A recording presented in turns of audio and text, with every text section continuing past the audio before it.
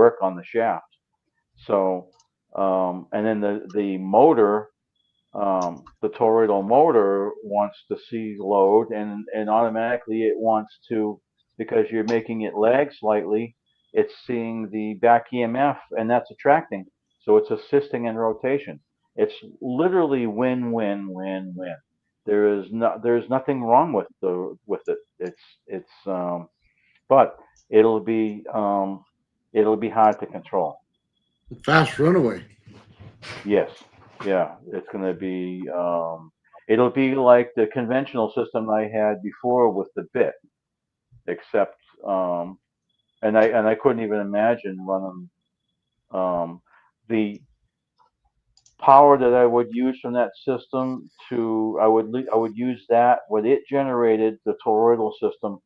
I would use that to charge ultra caps to let that run a pure sine wave inverter. Hmm. Um, yeah, right, straight from there. No battery bank, just the ultra caps. That's all you need. Everything will evolve around that. Do you So you think get, go oh, ahead. sorry. Do you think you'll have a bypass on there that you can pull extra energy out of to put an extra load on it so that it won't do the runaway, but you can still capture the energy in, like, say, a cap bank with a motor on it? Well, what I'd rather do is, if I don't, if I just want to have it controlled so it can maintain a certain RPM Hmm. in its sweet spot, and not spend, don't spend as much energy in turning the motor. The toroidal motor is like almost like a rotoverter, but better. It really is. Um, a toroidal, a rotoverter would be the perfect prime mover for a toroidal generator. Yep. And that was done by what's his YouTube PMG channel? hybrid. Yes, yeah, the guy passed away Yeah. like 2 years ago, or whatever. His rotoverter system used two toroidal generators. And when I talked to him, um, he he wanted everybody to read between the lines. He didn't want to come out and say it. And then he's essentially, as far as I'm concerned, he has two loopers. He had two loopers. The Mm. um, the third generation machine he had with a toroidal generator on the disc motors. He had a toroidal generator on both sides. That was a looping machine. He never said it publicly, but it was a looper. You know, he only needed about 100 milliamps to run that machine. Everything was resonating.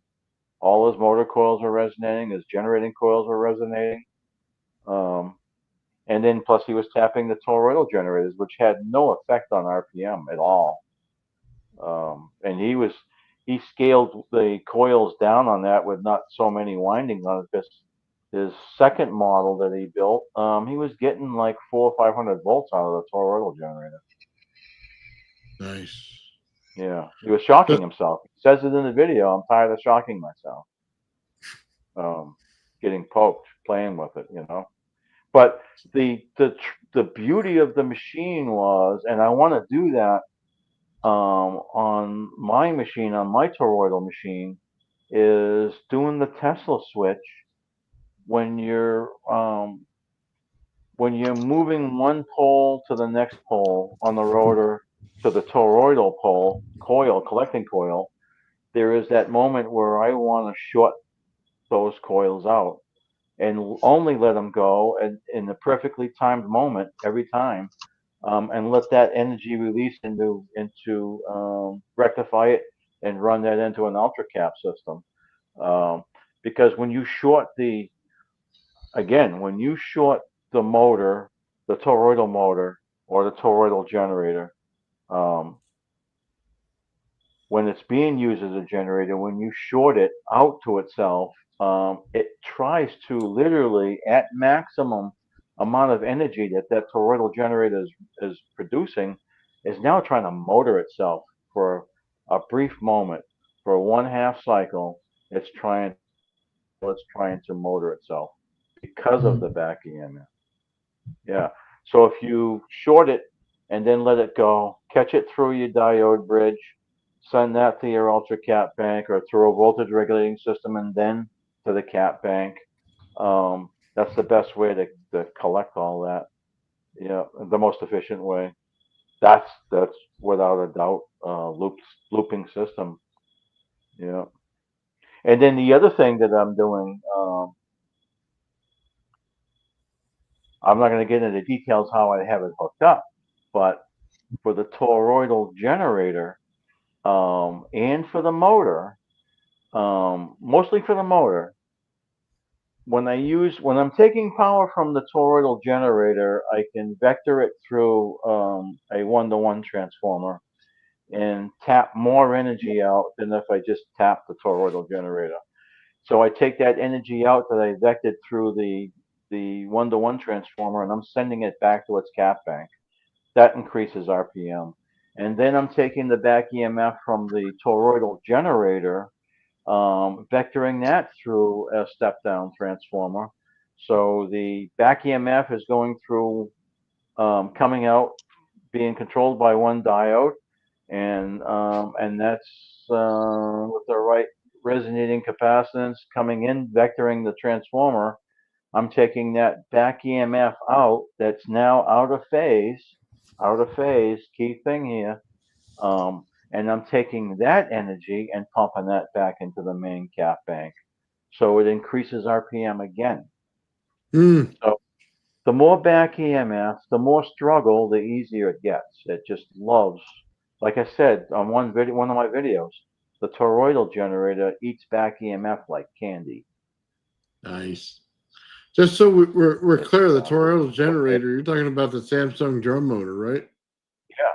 And no, yes, the toroidal motor, toroidal generator. Yes. Yeah. Okay. I just want to clarify for everybody. And that toroidal motor is running on a Bedini circuit. Again. No, Nathan, I think y'all got it confused. He's not talking about the Samsung right now. Okay, what are you talking about? No, he's talking about another toroidal generator. It's on his YouTube. There's a bunch of videos. Okay, I'll have to look at it. Or you want to? I can send you some links to take a peek at it. Just don't put it anywhere. I mean, if you want, you can download it yourself if you want. But I can send you an unlisted link of. I just want to see the picture of it. If you have it on your page, then that's good. I just kind of want to know where we're at. Actually, hold on one second. I think I've got. Yeah. So let me send you a link. Okay. Nathan. I want to say thank you, by the way, to Renata Ryder. Thank you for the $20. I really do appreciate it, man. And there is Easter eggs, by the way, all in that flywheel. I hope everybody was paying attention. That was kind of like the key element of what's going on here. There you go.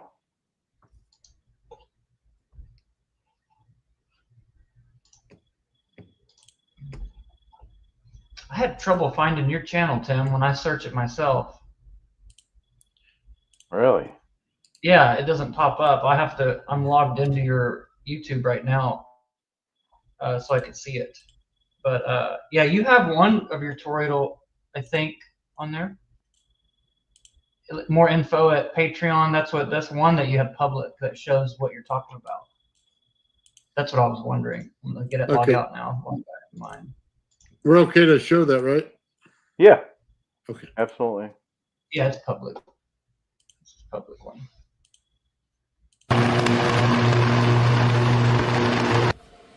Back EMF coming in should be a little faster now. Yeah, so 130. Take the back EMF off again, so nothing's being returned from the back EMF. Listen, I just want to take a moment and ask you to subscribe if you haven't done that already, and share the video and give me a thumbs up.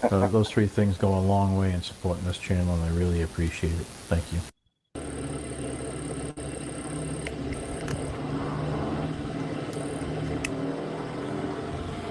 Can you hear it speed up every time I put the clamp on there? Yeah. it's literally like taking it has no idea to them taking that back EMF energy and putting it back into the system. It's totally the system is totally clueless of it thinks its power is coming from something else. That's the only way I can describe it. And then you're elevating that back EMF is going into the main camp bank and raising that battery voltage, that capacitor bank. It's raising that voltage up, and in turn, it's because of the Bedini circuit. There's more drive on the toroidal motor, so it tends to spin faster. It's getting a faster slap.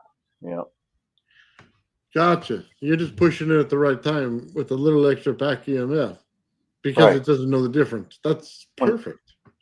When Tim, it gets you were kind of trying to tap the back EMF mechanically. Is that right? Well, With that system? in essence, because of what's going on in the toroidal core, yes, it's nothing without the mechanical energy. But the when you're vectoring in the back EMF through that 1-to-1 transformer, you're creating additional back EMF, and because the generator loves the back EMF because it assists in rotation, at that moment. It's actually that the generator is acting like a motor because it loves the back EMF, so it wants to spin faster. And then at the peak of that cycle, I'm getting that power back the other way Yeah. in the conventional form. So you get I'm collecting the back EMF from the motor, and I'm collecting back EMF from the generator. Plus, I'm using the power from the generator, but because I'm using the power from the generator and I'm vectoring through a 1-to-1 transformer, taking that power and sending that back to the same cap bank, every step is out of phase. So it's like an outside source coming in to the same junction to the main cap bank. You're breaking symmetry on everything then. Yes. So it can't tell where it comes from. No. Oh, nice. Who cares at the end of the day, though? It's coming in, it's coming from somewhere, and you're using it. Exactly. Yeah.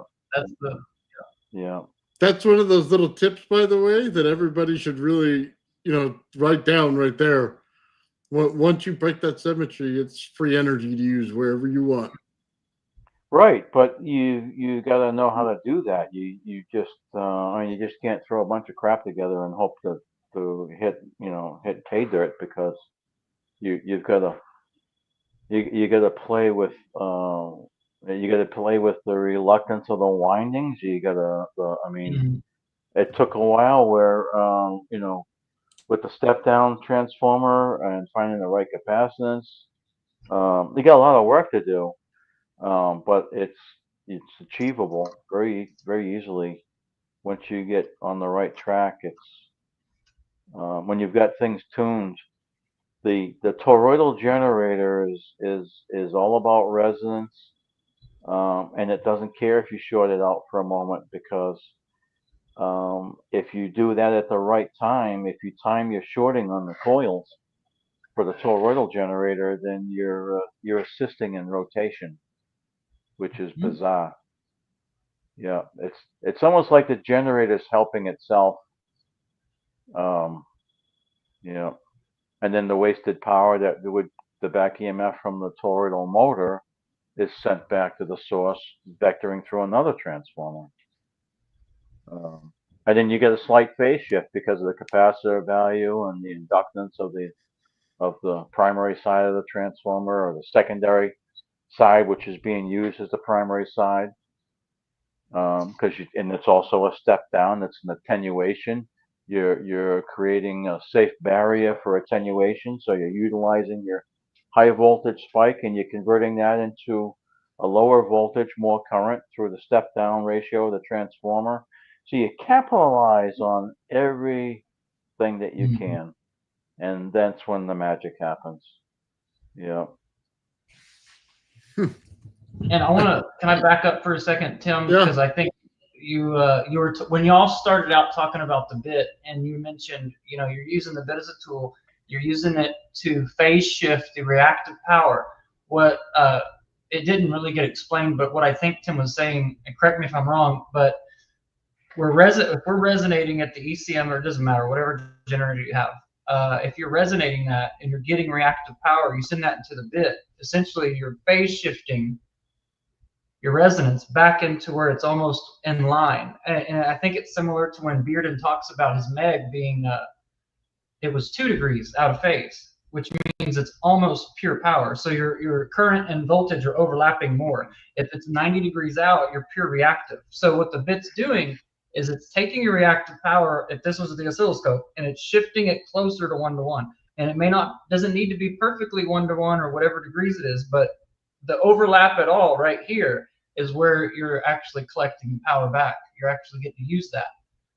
And it doesn't break down your resonance because it's isolated with the bit. It's numb to what's happening. Right. Yeah. Okay, so just so we understand each other, this is where physicists make mistakes. They think it cancels each other out when you have two waveforms right over top of each other, but it doesn't. Though. It does in the conventional form. So if you have a conventional generator and a conventional motor, it will, because So I mean, you've got, say your permanent magnet motor is say 4 inches in diameter, and your generator that you're trying to spin with it, direct drive, say for instance, is designed to be driven by a gas engine. It's built and designed to handle the wrestling match that takes place in an alternating current. So and it can be the same forces, if not more, in the driving a DC motor as a generator. But those are conventional things, everyday items that are on the shelf. If you can take an off-the-shelf item like we choose to use the Samsung. And then the reason why the Samsung is so attractive is, you have your drum out here with your magnets and your stators, and you're 11 inches out, or 10 3/4 inches out from the center of your shaft. So your center of your shaft, you have this leverage point. So the Samsung, right out of the gate, it's the same RPM on the rotor as it is on the shaft. So it's the same RPM. So you have leverage because your coils and your magnets are out here. So you have leverage over the shaft. Same RPM. If you keep that thought in your head, now the main shaft. What am I going to do with the main shaft? Well, I don't want to lose RPM, although I've done reduction in the reduction ratio. But then you have to get involved with voltage multipliers to get your voltage back up. So direct drive is the best way to go. And if you're not going to do direct drive, then it needs to be a 1-to-1 ratio. And the less friction that you have in that connection, like as far as I'm concerned, like the ultimate transmission would be a magnetic transmission, even if it was just 1-to-1.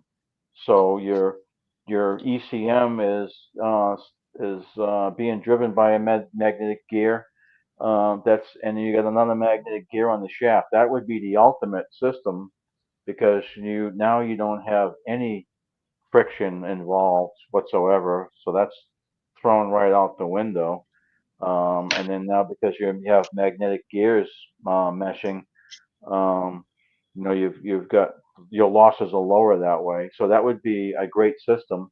But as it stands, a 1-inch wide timing belt, 3/8 pitch, is you don't have to have that belt tight, to just tight enough so it doesn't slip over the pitches of the pulleys. You've got a nice low friction connection. That's the reason why I went with it. And then Flint's got chain. I've gone with chain. Well, ultimately for me, I was getting down to the point where I wanted quiet.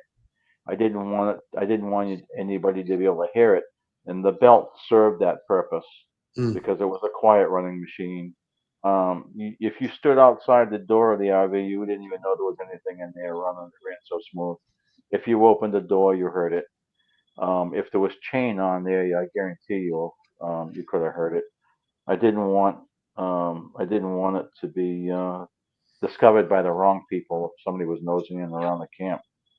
So if they unlocked it, So I drew this for y'all, the viewers. This is what I think is happening with the bit. Okay, the top one is just your resonance with no bit, and then you add a bit. Now look, you get your phase shifting forward, so you get more power out. yes, That's it right there. yep. It might be, I think it's mirrored inverted, but yeah. Sorry if it's backwards, but yeah, down here you're going to get more power out because the bit is phase shifting forward the current. Mhm. So yeah, and that's for some people that don't understand. They look like two mountains not going next to each other. That's the one half of a sine wave is what you're looking at um, for your sine wave peak, and then your phase shift. yeah. So, I just wanted to, because I think you asked that, Nathan, and we didn't get the answer to it, but yeah, and those videos of that bit, who was the guy that invented the bit? Or Thane Hines, yeah. yeah, he But shows that, again, I believe. though, I was doing that I know. long before he was still teaching. I think he was a professor. I think math was his profession. But I was doing that 10 years, or maybe a little more than 10 years prior to that.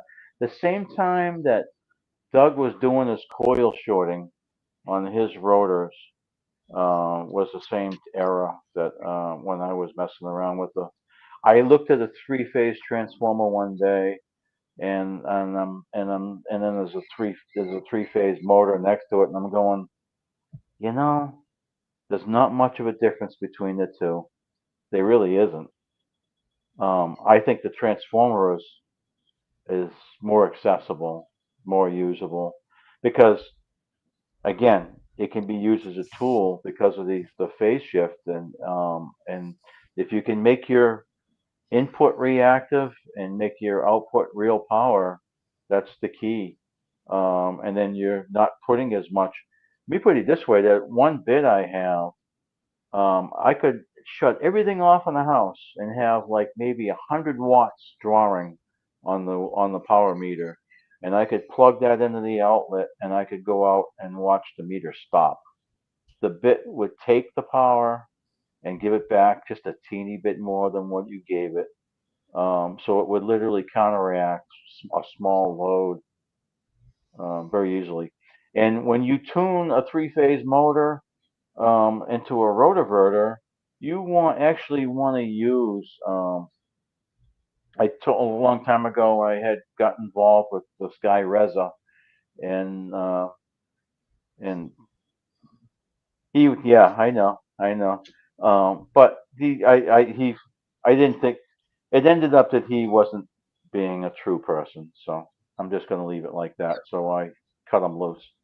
But he wanted to get a rotoverter in resonance, and it's like the only way you're going to do that is you want to go and buy an old school power meter that had the disc, and buy one of those on eBay somewhere, and that's your meter. That's your indicator when you can stop that meter and you're running your rotoverter. When you stop that meter disc, and if you can actually start making it walk backwards, then you know you're on the right track and resonating a rotoverter where it's starting to be almost doesn't cost you anything to spin it. Yeah, yeah. But the three-phase transformer is, I mean, it's cut and dry. Once you have it tuned, you know you only need to put this much in to get this much out, because you're allowing with the shunt bars. If you want to, if you put shunt bars on a three-phase transformer, the height of the shunt bar and the thickness of it is all critical.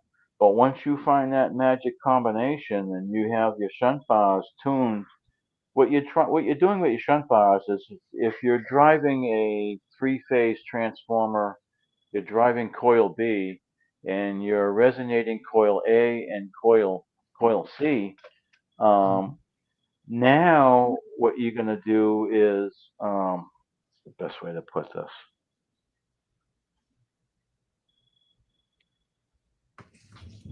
If you took the shunt bars off, it would be a serious negative. As soon as you put the shunt bars on top of the transformer and underneath, just letting it sit on it and then having the other shunt bar sit on top, you're creating a void. They'll rattle and make a noise depending on loading. And what I would always do is just super glue them down. But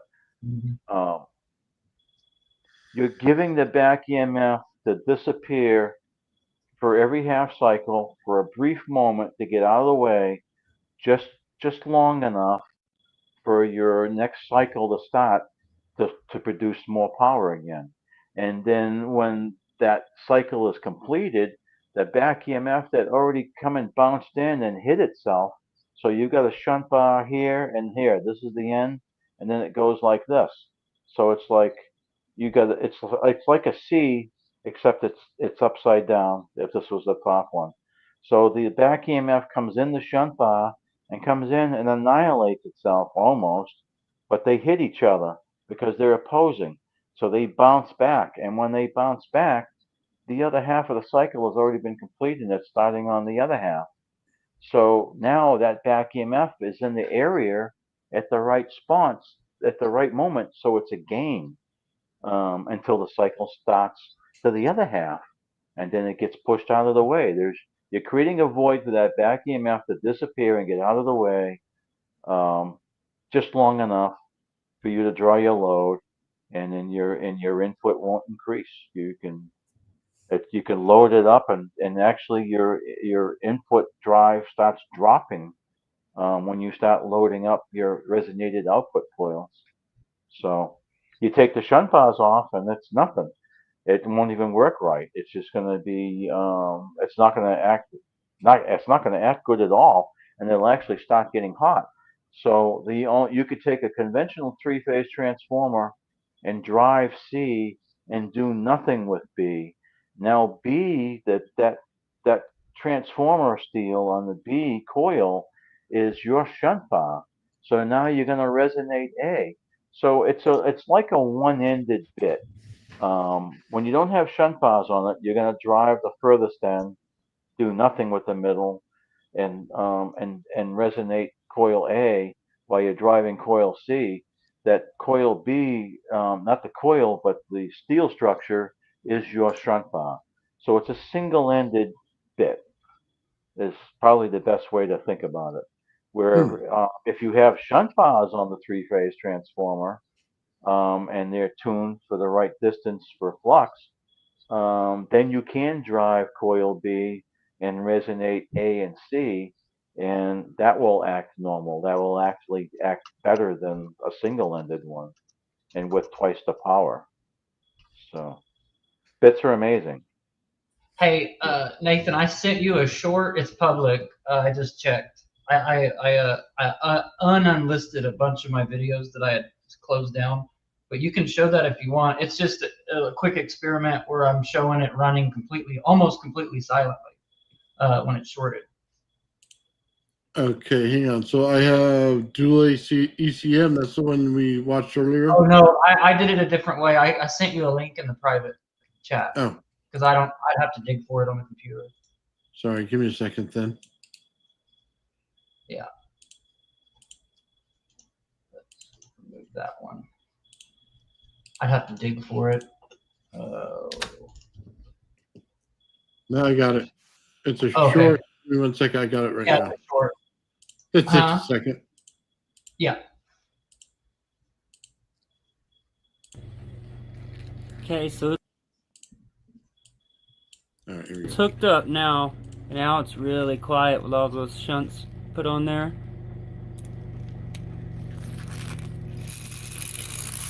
I'm showing the back EMF Yep. shooting through those shunt So bars. crazy, don't it? And that's the back Okay, EMF. so it's hooked up now. Yeah. Okay, Yeah. so real quick in this setup, I see the three phases. So where do the shunts? The shunts are the top bar that's a U. Looks like that on the very top and bottom. That's what we're calling the shunt. Yeah. That's where the back EMF from A and C is shooting across each other. That's where you get the isolation effect.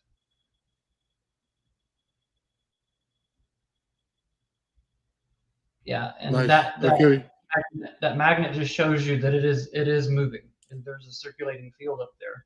Yes. Yeah, when you take the short off, the compass won't even move because there's no back EMF going in there. But when you load it up, you start to get your phase shift, and then that's when the back EMF is getting pushed out of the way for every half cycle. Yeah. Yeah, I made that years ago. That would come out nice too. Yeah. I still got it somewhere. I think you probably could have cut, what were those 1-inch squares on the bottom you had, 1-inch cubes? I bet you could have cut 3/8 of an inch out of there and lowered that a little closer. I could be wrong, but I bet you could have shortened that up so that the gap between the transformer and the shunt bar was a little less. Yeah, well, yours was like that. Yours had actually a smaller gap than that, right? Right. And that's when it worked. Yours didn't work when you modified it. I remember you were really frustrated trying to get back to where it was. You couldn't find another transformer, and you're like, ah. I'm scouring the internet to try and find another one. It's like I had to pick the rarest one out there because it's so hard to find. 11.1 kilowatt. And for the audience, when I wound those coils, this is where it gets tricky, and you actually have to kind of be an engineer. If you're wanting to make something like this that actually performs something, even if it's not over unity, I had to match the inductive reactance to that iron mass. I had to calculate that. I think it was 352 turns of what is that, 24 gauge wire. And the B coil is getting the AC. That's also at 60 hertz because at that time I didn't have a variac or I didn't have a good frequency driver. That was when I first met Tim, and he said, "Oh, you got to make a bit." So I made one, and I still had to match all that. So you have to engineer that into whatever core mass you're doing. So you have to measure the core mass and then put it into your equations and then get the correct turn ratio. Otherwise, you'll melt the wires. The enamel will right off the wires the moment you try to plug it in, because it'll be a dead short if you don't match that inductive reactance. So now, are the cores themselves special? No, it's just transformer iron. Just transformer iron. I made that out of a 3-phase reactor, 2 of them. I had to buy 2 of the same model, and one of them's the core, center core, and I had to 3D print the bobbins, which you could probably tell is pretty simple to do that. But and then I cut the other one down, and that's how I made those shunt bars out of the other one that was cut. So that's the way they're the same iron. It's the same everything, and I think it cost me like $80 for 2 of them. So you got to pay to play unless you go to a scrapyard. What was your in and out on that, Flint? Do you remember what your input? It was man, I don't know. It wasn't over unity, that one, but the interesting effects I got with that, because I didn't ever hook it, I didn't have a pre-gen yet, I don't think, to even try to isolate with, but what ended up happening is I made that essentially was a 99% efficient step down transformer, which is pretty incredible in itself. Because when it's set up that way, you only get half the voltage back on either side unless you connect them in series. Then it becomes a 1-to-1 because the flux is split in half. So, but what was happening is since the back EMF was being transferred between the 2 sides, it was about 98 to 99% efficient as a step-down transformer. So again, it's a tool. It's a great tool. You could step down with it. You could make a isolation step-down transformer out of it, or a 1-to-1 transformer, or you could increase the voltage. You just have to do the math on the windings. And that's basically you're running that right there at that point. You're not even resonating anything yet. No caps whatsoever, and it was still 98 to 99. Yep. Yeah. But so I mean that's a good bit right there that should be incorporated with motor gen somewhere. I know. I gotta find it, man. It's in a box somewhere. Or I can just build another one. It's not a big deal. But yeah, buy 2 more reactors. I got a question for you then. I picked up about 20 of these I got them for free. Would these work? Let me see Tim? that a little closer. Your resolution just dropped on your video feed, Nathan. Sorry. Give me a second. I can't tell if it's an E-core. Looks like a E-core. Oh, okay. That's that is a high pressure sodium ballast transformer. That's what that is. So that is T-shaped. So hold that still just for a second. You see that core that you have in your hand? That can be made into a meg. That's Okay. what's interesting. Because you can make shunt bars out of that. Because look at where your welds are and where your gaps are. On the top, yep. So you got two welds. If you cut those out with a hacksaw and do a piece of steel on each side and do a nice thin cut just to get through those welds, you could split that core up. On the bottom, you've got so that center core is shaped like a T. Yep. So you could take that whole transformer apart, square everything off on a belt sander, and literally cut slices with a wood chisel that you don't care about, and nick the welds and make nice like 5/8 thick sections of core. And then what you want to do is in that center of that T, you take a chunk of that out for your magnet, and then that T is going to slide back inside where it is on the bottom, upside down. And then you can put your coils on your outside laminations there. Obviously, you're removing everything that you have in there for coil right now. That's all history.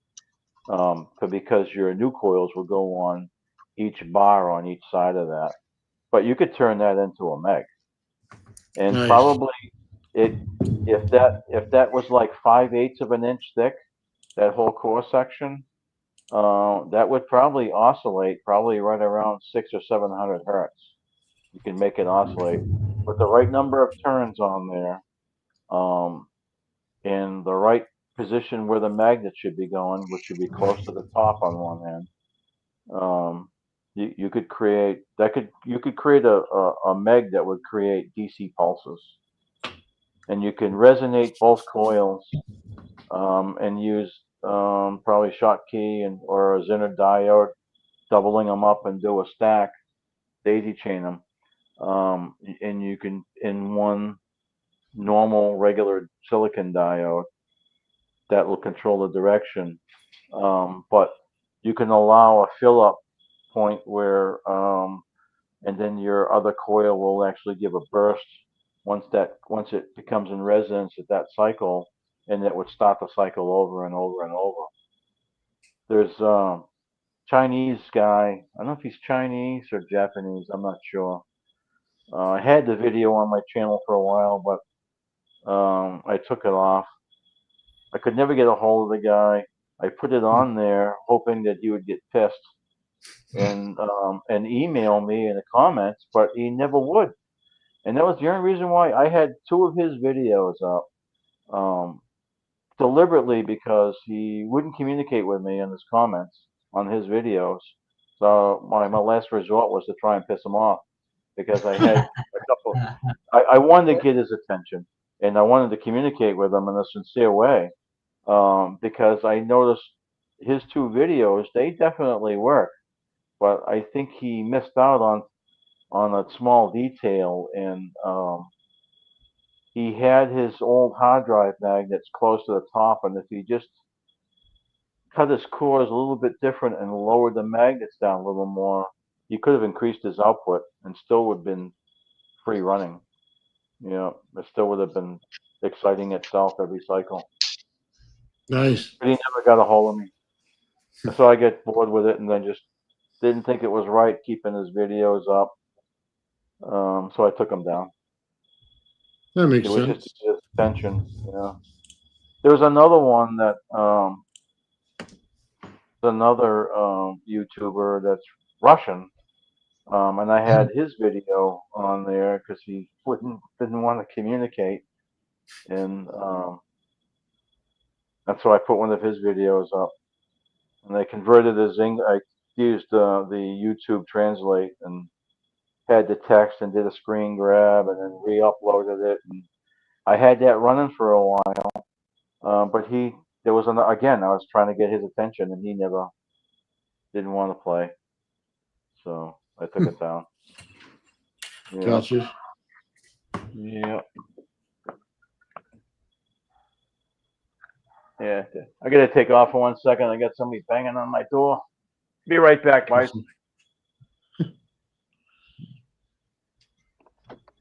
Yeah, that's cool, man. He moved this into a Meg.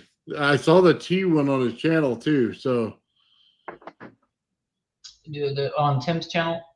yeah, he had that transformer. It was in a T, and he had the magnets in there. So I know exactly what he was talking about with this thing. Dude, I picked up a bunch of fluorescent light bulbs is what I went to do. And the guy goes, "You want a bunch of these transformers?" And I go, "Well, yeah." And then he goes, "You want this giant spotlight too?" I go, "Of course." You know what I mean? Who wouldn't want a giant spotlight for their front yard once in a while? So just make sure there's no planes coming over. Had somebody delivering pizza to the house and we didn't order any pizza. Oh, did you get it for free or send them away? No. He's actually, I think he's an illegal, and he's working for a pizza company and delivering pizza. Yeah, because he doesn't speak English. Sounds Venezuelan or something. Yeah. Yeah.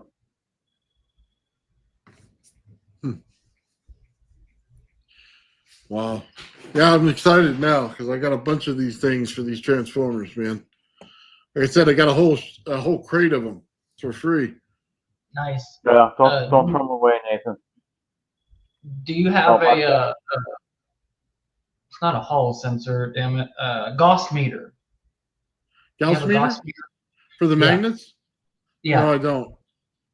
I would get one. Get at least a 2% tolerance. You can get them from AliExpress, less than $100. Mine was like $60.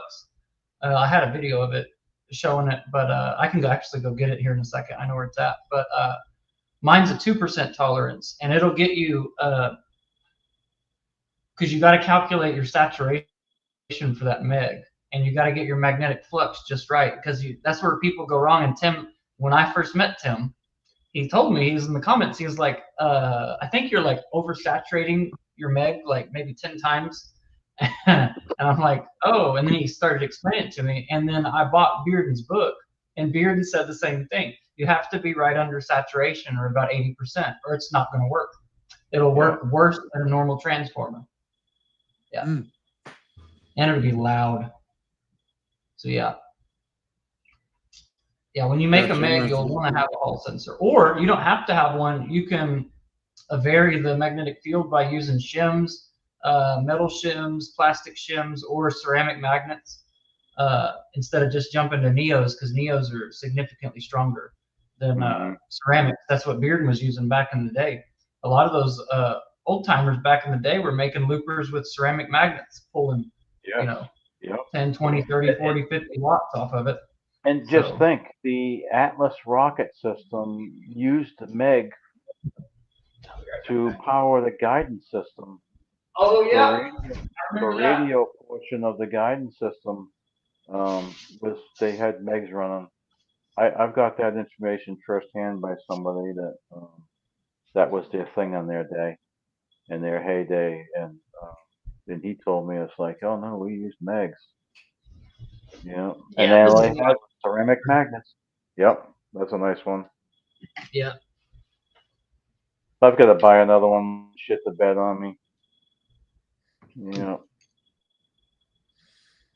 Yeah, I'm right there with you guys. I got so many tools sitting in this shop now.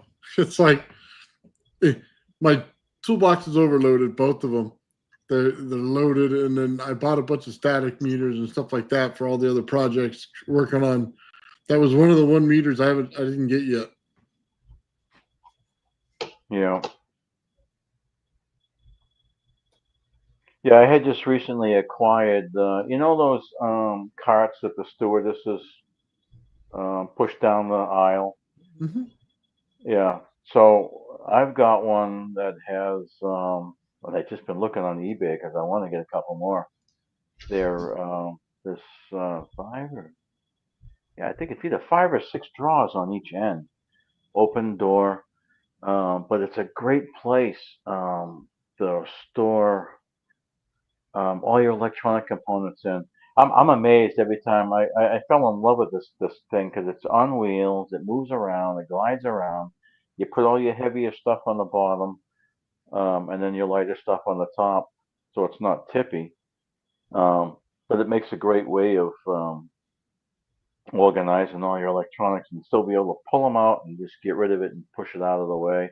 I was looking on eBay and the one that this friend gave me is like they want $1,200 for these things.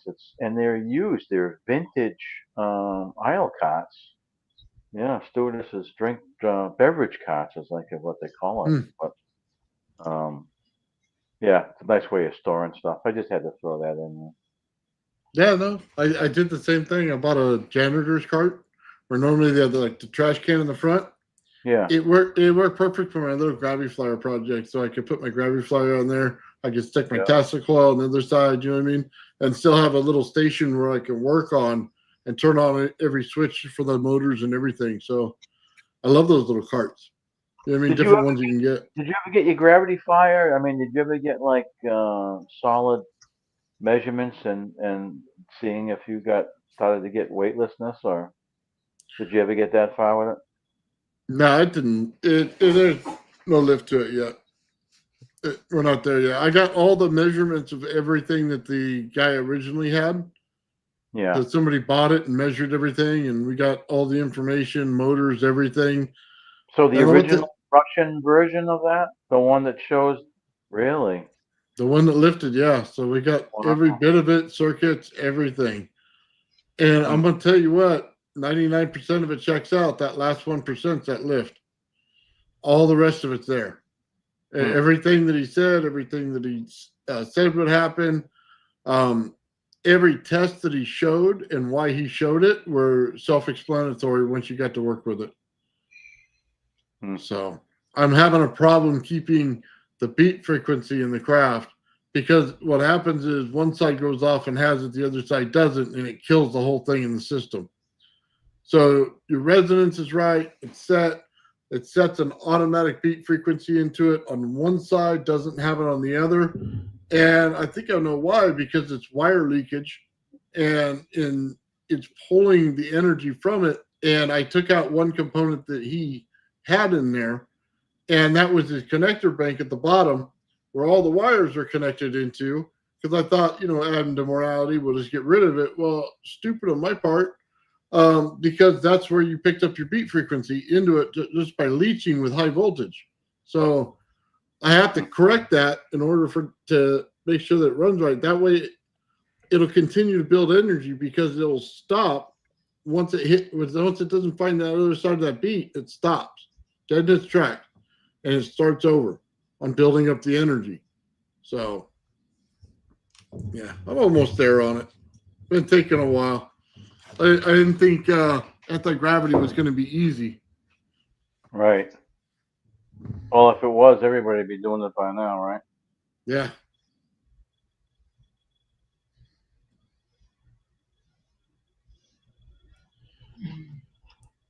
All right, guys, it's almost 3 hours. You guys want to wrap it up for the night? It's 3 hours already? Are you kidding me? Yeah, it flies when we get talking. Wow. Jeez, I feel like I stole the show. I mean, does anybody else want to say anything? I mean, I'm good either way. It's up to y'all. Yeah. Me too. I gotta go to bed. I gotta get up early in the morning. Yeah. Man, I'll tell you what, you dropped a lot of information on us tonight. It's going to take a little while to sink everything in there just right. But that flywheel, man, you got me on that one because I've seen it do it.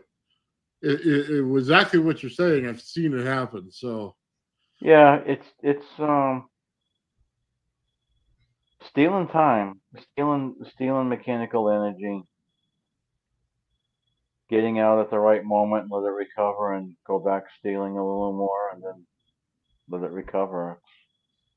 It reminds me of shifting gears in the semi I used to drive. If you don't want to use the clutch, you have to put in your RPMs perfect and Right. get through all the gears. Yeah. Otherwise, the synchros will do the job if you're close. Sure. that's right. Yeah. It'll pull it in right into gear for you. Mm-hmm. So, Yeah. I just want to thank Ricky for the Old Man Builds membership, man. Thank you very much. So, all right. I just want to say one thing. When you can, go to the Heliarc channel and show some love over there and subscribe and maybe go to his Patreon. I've got a Patreon on my channel. And I'm sure Nathan has. You got Nate Patreon going on yours? Yeah, I do. Yeah. Yeah, let's we have a Patreon named Rod, and he started out on the 200 tier, and it was what was it, Tim, about a week, and he goes, holy shit, and then he upgraded to the 500. We overloaded him a little, but then he goes, I want more. Oh, nice. Yeah, because you get access to me and Tim just like this, except it's one-on-one, Right. which is but you want to be experimenting. wow. You don't want to be sitting there with a pen. You know what I mean? You want to have some stuff so we can actually help you. But he's a builder. He's worthy. He's worthy to keep my attention and Flint's. Yeah. But I mean, it's just like I've done it for years. I've been basically paying for everything, and it's just gotten to the point now where I've people enjoy what we're doing. We've got to get something in return so we can keep on giving more. And obviously, there's a cost for everything. I mean, you know, Nathan, how much money have you spent in copper wire? You know what I mean? And how much you wasted just. Oh, there's Rod. How much you waste learning? Yeah, there's a bunch of spools. I mean, there's a price. There's always a price attached to everything, and it's just like. It would be so nice if we could be literally open sourced and do things that way, but so it's like the in group. We're looking for the in group for the ones that want to build, serious builders that want to build. You know what I mean? That want to duplicate what we're doing. That those are the people that we're after because. That's the way that can be preserved. It's just it's the best way of preserving projects. So many project nations. I don't know how many projects that you've looked at over the years that different people have done with Tesla coils, where they got fantastic results, but something happened to them, and or they passed away because of natural causes because they got too old and there was nothing gained and it was all lost. And the only way we can preserve what we're doing is by being subsidized by donations and then people taking that voyage with us, like subscribing to your club on your channel. That's a nice thing because the YouTubers they don't have to jump to another site. They can immediately support your channel, which I wish my sub count was high enough and my view count was high enough to be able to do that, but it's not. So Patreon for me is my only platform to help subsidize research. But what we're all doing is there's a price attached to it, and in order to keep it in the open, it's like we all need help. You know what I mean? And the viewer is the one that gets the benefit by it, not the trolls, but just the straight up legitimate ones that are wanting to build. How many followers do you have on your channel that are building what you're building, Nathan? Oh, they're growing by the day. I have about 5 people who have already replicated the coil that I use all the time. And then I had another 5 people who I sold coils to, so they're working with them already. And it's starting to grow. I didn't put out my stuff until just recently. You know what I mean? Because I usually keep it to myself and just show you the results and everything. And people said, well, we want to do it. You know what I mean? Would you sell us a coil? So I said, fine, I'll do it. And then what it does, like you just said, it helps fund the research on the channel. I need that spool of wire. You know what I mean? I may build a couple for selling for people, then I build a couple for me for what I need to do, you know what I mean, to make the tests work. But Right. yeah, I mean, it all is the same thing. I 100% agree with what you guys were saying. I did want to ask because Heliarc just said it. So you guys do one-on-ones on your Patreons when they contact you for like help on a build?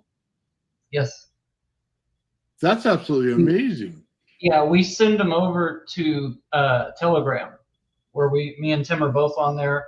We'll put them in a group, and then, or we could do encrypted end-to-end. That's after we make sure they're not in another country using AI on us, which happens. Yeah. Yeah.